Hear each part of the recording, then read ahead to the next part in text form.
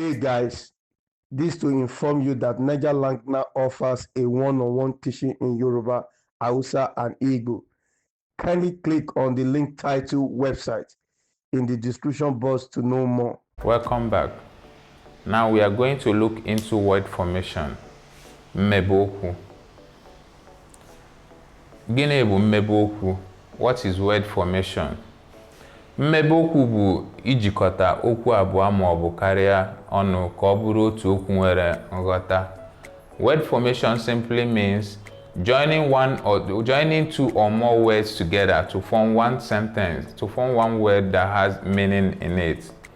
Example, ịma I plus RI is equals to iri, meaning 10. I plus ZA equals to Iza, meaning to sweep. I plus GBU equals to Igbo, meaning to kill. O plus NU equals to Onu, meaning mouth. U plus KWU equals to Okwu, meaning leg. A plus GBA equals to Agba, meaning jaw. O plus SI plus SI equals to Osisi, meaning tree. O plus RI equals to Oriri, meaning enjoyment. E plus DE plus ME plus DE equals to Edemede, meaning esse. O plus NU plus O plus GU plus GU equals to Ọnụọgụgụ, meaning numbers. Ugbu a ka anyị were okwu ndị a mebe ahịrịokwu. Now let us form sentence with these words. Mkpịsị aka niile dị iri. Mkpịsị aka m niile dị iri. All my fingers are 10.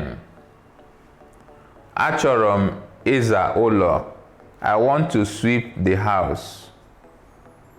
Obi chọrọ igbu ọkụkọ. Obi wants to kill a fowl. If we look into the examples, we will see that all the underlined words are those words that have been formed through word formation. Ọ bụrụ na anyị elelu anya na ọmụmaatụ ndị a niile, anyị ga-achọpụta na okwu ndị a akara ihe n'okpuru bụ okwu ndị anyị mebere site na mmebeokwu. Osisi dị n'ezi be nna m. There is 3 in my father's compound. Anyị dị ise n'ọnụọgụgụ na be nna m. We are 5 in my father's house. Remember, what we are doing is word formation. Cheta na ihe anyị na-eme bụ otu esi emebe mkpụrụ okwu.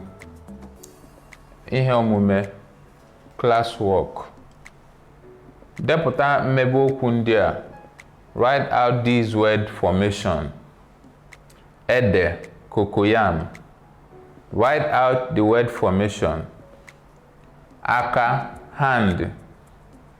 Isi, head. Udara, cherry. Ụlọ, house.